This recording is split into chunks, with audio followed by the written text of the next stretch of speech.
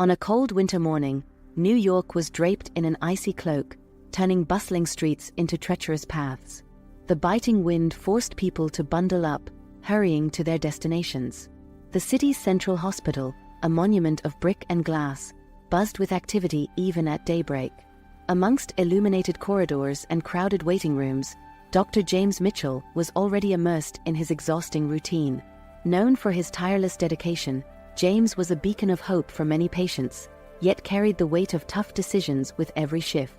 As he made his rounds, an urgent call blared through the speakers, momentarily interrupting the hospital's constant hum. Pedestrian hit on 5th Avenue, patient en route. James's heart raced upon hearing the news. He knew every second counted in such cases. He hurried to the emergency room, mentally preparing for what lay ahead. The ambulance arrived with a jolt, its rear doors swinging open as paramedics rushed out, carrying a stretcher. On it lay a visibly injured homeless man, struggling to breathe. His belongings were scant and scattered, with no identification to be found. His face, pale and streaked with a mix of blood and dirt, was a sight that tugged at everyone's heartstrings. The bystanders who had aided him on the street looked visibly shaken. A woman, tears in her eyes, approached James. He was just trying to cross the street. Please, doctor, save him. James, with his usual calmness, reassured her. We'll do everything we can. He's in good hands now. Inside the emergency room, chaos reigned. Nurses and doctors moved swiftly, preparing the patient for initial exams. James watched intently, taking in every detail. The man's critical condition demanded immediate action. He noted exposed fractures and suspected severe internal injuries. He needs a CT scan now, James instructed, turning to the trauma team leader. Time seemed to accelerate, each decision needing to be precise. We have no ID. We don't know who he is, a nurse said, her voice trembling slightly. That doesn't matter right now, James replied firmly. Our job is to save him. Let's focus on that. The patient was rushed to the CT room. James kept close watch, studying monitors and assessing the situation with a trained eye. Prepare the ore, he said, not taking his eyes off the screens. We have multiple fractures and possible internal bleeding. We need to move fast. As they prepared for surgery, James reflected on the situation. The hospital was laden with bureaucracy and rules, often putting patients' lives second. He knew he would need to justify every step he was about to take, but his commitment to human life always outweighed any protocol. The team was ready, and the unknown man was transferred to the operating room. James donned gloves and mask, feeling the weight of responsibility grow heavier. He knew the journey ahead would be long and challenging, but he was determined to save that life, whatever the outcome. We're ready, doctor, a nurse said, her eyes reflecting both fear and hope. James nodded, took a deep breath, and began. Let's begin. Inside the hospital, tension mounted with each passing second. As the medical team prepared for surgery, hospital administrator Susan hurried into the preparation room. She appeared visibly concerned, her face reflecting the gravity of the situation. Susan spoke firmly, addressing Dr. Mitchell. We need to await authorization before any invasive procedures. We don't have sufficient information on this patient. James, eyes fixed on the monitor, replied, Susan, he's in critical condition. We can't wait. Every second counts. Arms crossed, Susan countered, you know the protocols. We need more information before proceeding. James, frustration evident in his tone, retorted, protocols won't save him. My priority is his life, not bureaucracy. James's internal conflict was palpable. He understood the importance of following rules, but at that moment, the patient's life was at stake. He recalled his motivation for becoming a doctor: to save lives, no matter the cost. With a decisive resolve, James turned to his team and declared, let's proceed. Prepare everything for surgery. We can't wait. Confident in James's leadership, the team began to move swiftly. The preparation for surgery was intense, with every detail carefully observed. James donned his surgical gloves, feeling the weight of responsibility in his hands. The room was charged with a mix of fear and hope, and the steady beeps of the cardiac monitors set the urgent rhythm. As he prepared, James's mind raced. He knew he was risking his career, but his conscience wouldn't allow him to do anything else. I'm a doctor. I can't let him die, he murmured to himself. Inside the operating room, tension hung thick in the air. The team was focused, and with steady hands, James began the procedure. Every cut, every move, was crucial. The patient teetered on the brink of death, and any mistake could be fatal. The bright lights of the surgical suite reflected off the sweat on James's brow as he concentrated intensely on the task at hand. The surgery was complex, challenges arising at every turn. James dealt with exposed fractures, internal bleeding, and the constant threat of losing the patient on the table. The team followed his instructions precisely, trusting in his leadership. "We're losing blood pressure," alerted one of the nurses, her voice tinged with tension. James, calm yet urgent, responded, "You increase the fluids. We need to stabilize him now." The atmosphere was charged. Sweat dripped beneath James's mask, but his mind remained wholly focused on the task. Every move was meticulously calculated. The constant beep of the heart monitor was a relentless reminder of the fragile line between life and death. Finally, after hours of strenuous effort, the situation began to stabilize. The patient was out of immediate danger, but the road to recovery would be long. James removed his gloves and looked at the team, exhausted yet relieved. Well done, everyone. He's stable."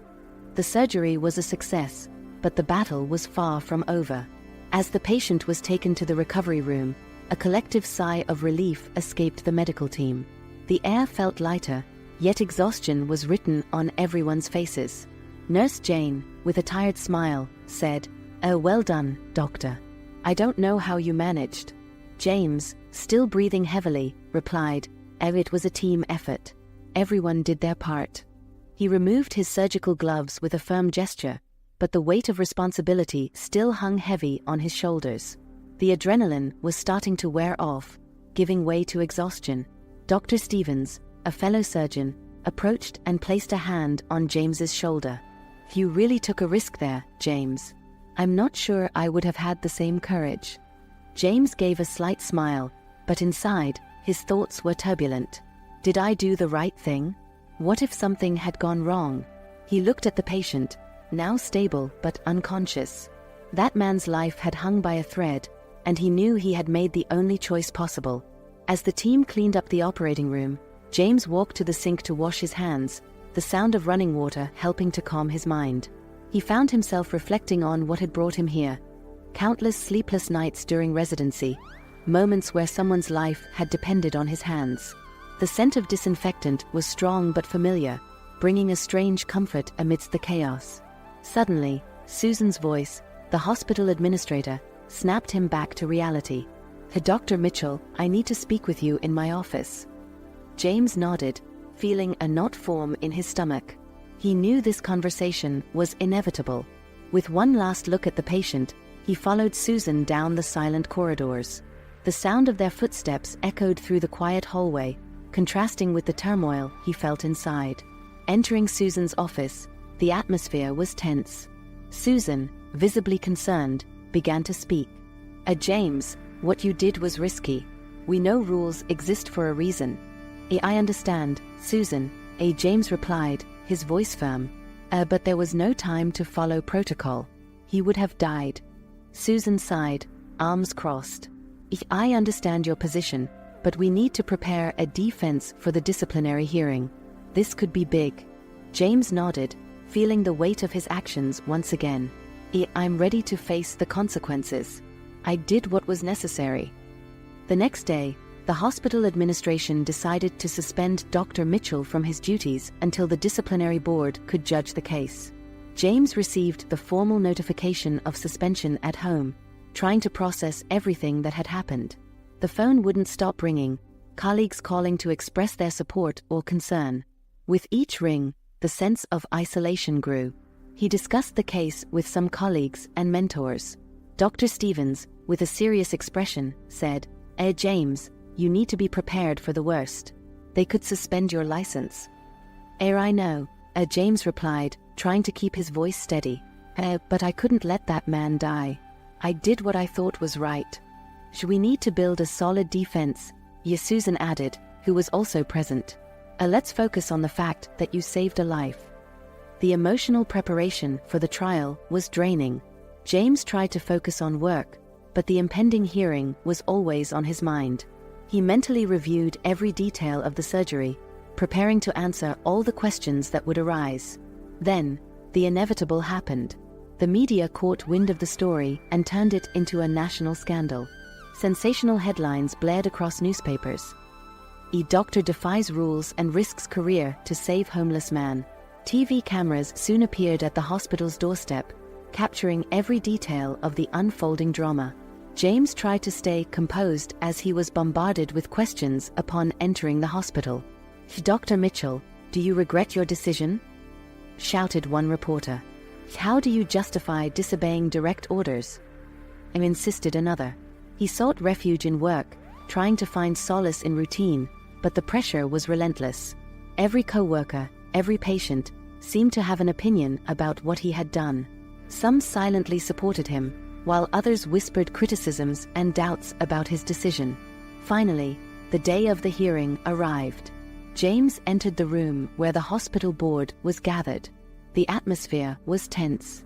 Susan was there, along with other administrators and members of the medical staff. All eyes were on him. "Dr. Mitchell, you defied a direct order and put your career at risk. How do you justify your actions?" asked the board president, their voice firm and probing. James took a deep breath, feeling the weight of his words before speaking. "I saw a man who needed immediate help. There was no time for bureaucracy. My priority is saving lives. If that means risking my career, then so be it. But I couldn't stand by and watch him die." The board members murmured among themselves, evaluating every word James spoke. He could feel their gaze, heavy with judgment. The wait for their decision seemed endless. The room was so silent he could hear the sound of his own heart beating. Meanwhile, outside the boardroom, the hospital continued its frenzied pace. Life didn't stop, even as James's hung in the balance. He wondered about the patient he had saved. Was he conscious? Was he recovering well? These questions burned in his mind, but he had to focus on the present moment. Finally, the board president stood up. "Dr. Mitchell, we understand the gravity of the situation you found yourself in. However, protocols exist for a reason. We are divided on the appropriate action, but one thing is clear. The life you saved is proof of your skill and dedication." James felt a mix of relief and tension. The judgment was still not entirely clear, but there was an opening for hope. The real battle for his career and reputation was just beginning, and he knew every future step would be crucial. When the medical team realized the man was about to wake up, tension in the hospital intensified. Nurses and doctors around the bed watched as vital signs stabilized and the patient's eyes began to move. Aware of the delicate situation, one nurse discreetly decided to call James. Despite being suspended, James chose to sneak into the hospital to see how the man was doing. Careful not to be noticed, James entered the hospital and made his way to the room where the patient lay. Soft morning light filled the room as James positioned himself beside the bed, anxious to see the man open his eyes. The patient slowly opened his eyes, confused, trying to orient himself. His eyes met James's, who approached with a warm smile. "Good morning," James said gently. "You're in the hospital. You had an accident, but you're in good hands now." The man tried to speak, but his voice came out as a hoarse whisper. Where am I?" "You're at New York Central Hospital," James replied. "You were hit by a car, but you're recovering well." The patient frowned, trying to remember something. I don't remember anything. Who am I?" James felt a chill. The lack of identification and now amnesia made the situation even more mysterious. "We don't know yet. You didn't have any ID when you were brought in." Days passed, and as the patient regained strength, fragments of memory began to surface. James was by his side when the man, with a distant look, murmured, John, my name is John Harris." James was shocked. The name sounded familiar, but he couldn't immediately connect the person to the name. John Harris? He repeated, trying to recall where he had heard that name before. Yes, the patient said, his voice gaining strength each day. John Harris. I'm a reclusive billionaire. I disappeared years ago.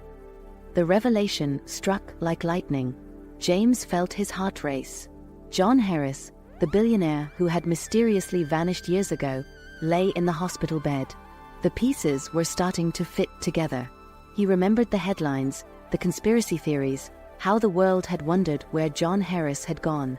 I lived on the streets, running away from everything and everyone, Harris continued. I wanted to disappear, but now, it seems life had other plans for me. James couldn't believe what he was hearing. Are you really John Harris? The John Harris? He asked, still incredulous. Yes, Harris replied, with a heavy sigh. And you saved my life. John Harris's story quickly spread through the hospital, causing a stir. Journalists, who were already attentive to James's case, now had a new reason to gather at the entrance. James knew the situation was about to become even more complicated. Determined to protect Harris's privacy, James spoke with the staff about the need to keep the secret. We need to ensure he has a safe environment to recover, as he said firmly. I don't want the media turning this into a circus. Meanwhile, Harris and James spent more time together, sharing stories and forming an unexpected friendship. Harris told James about his life before he disappeared, about the pressures and isolation that led him to leave everything behind. I thought I was doing the right thing, Harris said, looking at the ceiling of the room. But now I see how much it cost me. Thank you for giving me a second chance. James smiled, feeling a deep respect for the man who had lived so much and suffered more than he could imagine. You deserve this second chance, John. Everyone does. The situation was changing rapidly, and James knew they would need to proceed with caution. Harris's identity revelation was a new chapter, full of uncertainties, but also of hope. Together, they were ready to face whatever came next, one step at a time. One day, as they talked, Harris asked, James, how do you deal with all this pressure? All this judgment? James thought for a moment before responding.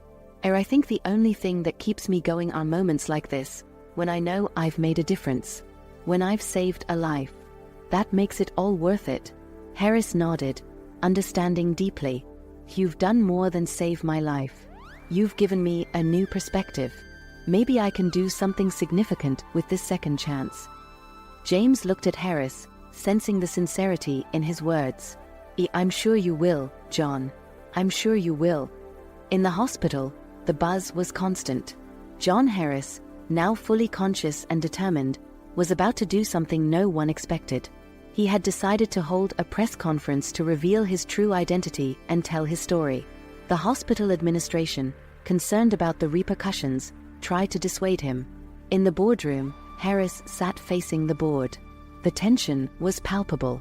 Susan, the hospital administrator, was visibly nervous. Trying to stay calm, Susan said, Mr. Harris, we understand your position, but we believe a press conference now may not be the best idea. The hospital's image is already under scrutiny, and such exposure could further complicate things. Harris, with a firm expression, replied, Before, as a simple homeless man, I was a burden to you. You wanted me out of here as soon as possible. Now that you know about my fortune, you want to treat me like a treasure? Nothing is more important than a life, and that's what I'll say at the press conference. The hospital president, attempting a conciliatory tone, intervened, Mr. Harris, we value your opinion and are committed to transparency, but we need to consider the consequences for everyone involved. Please reconsider. Unyielding, Harris stood up and said, My decision is made. The press conference will happen, and I will tell the world what truly matters here. The press room was packed. Journalists from around the world eagerly awaited. Harris entered, accompanied by a medical team and James, who stood by his side as a show of support. Camera flashes were incessant, and the atmosphere was charged with anticipation. Harris took his place at the podium and began to speak, his voice clear and firm. Good afternoon, everyone. My name is John Harris. Some of you know me as a reclusive billionaire who disappeared years ago.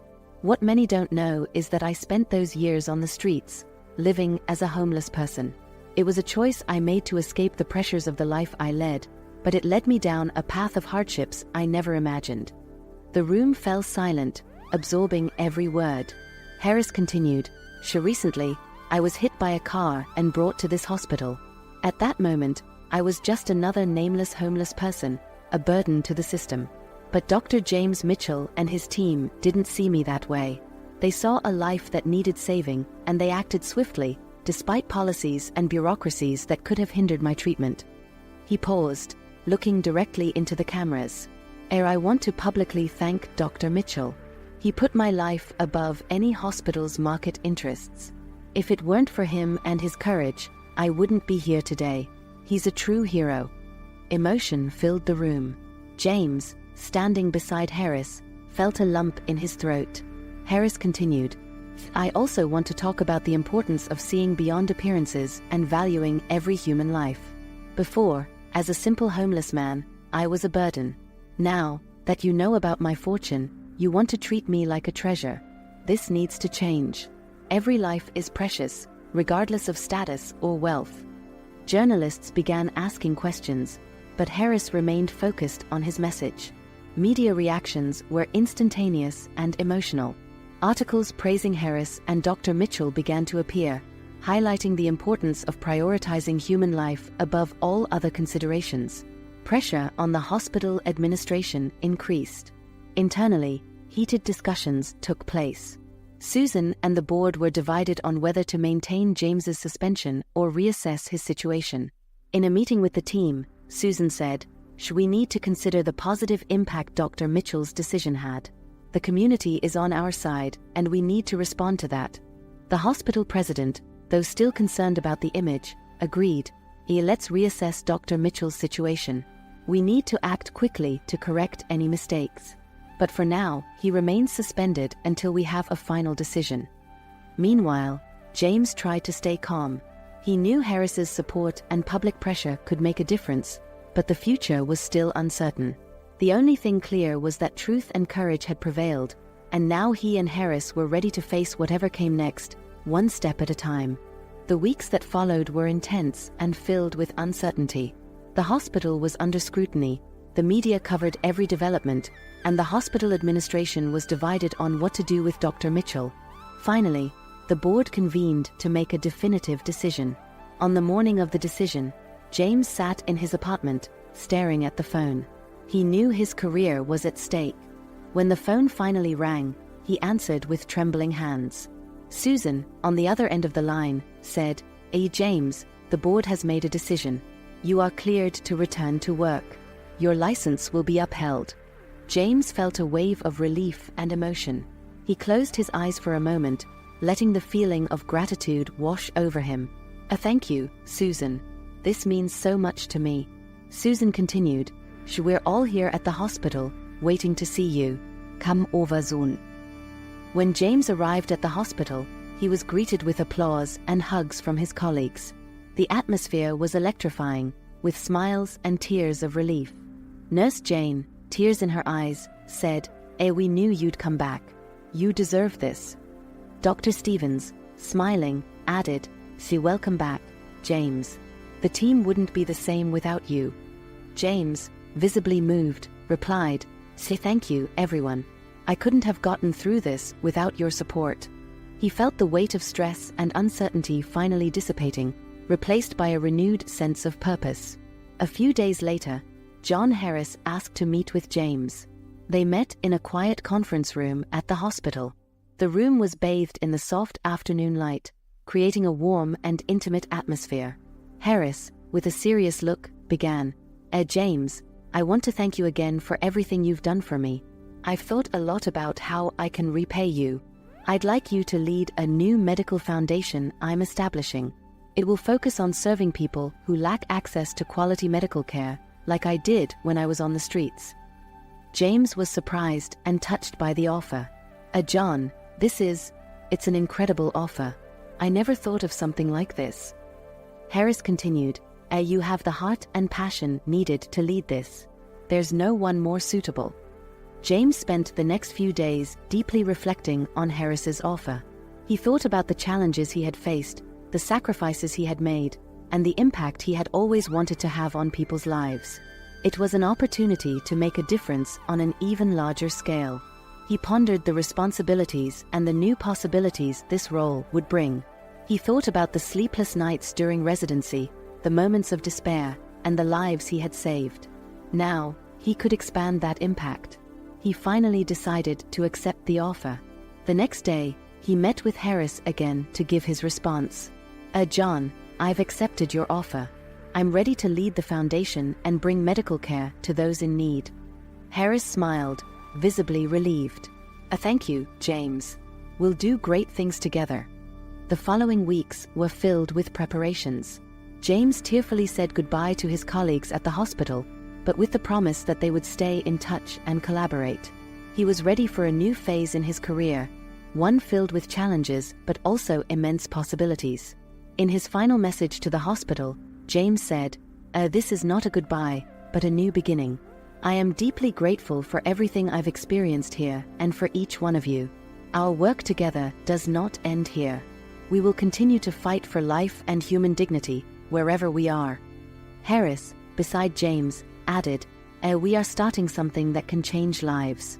And we do this with the commitment that every life matters, every person deserves to be cared for with respect and compassion." From a tumultuous beginning, a powerful partnership was born, dedicated to doing good and transforming lives. If you enjoyed this story, don't forget to like, comment, and subscribe to our channel for more emotional and inspiring stories. Turn on notifications to receive updates on new videos. Thank you for watching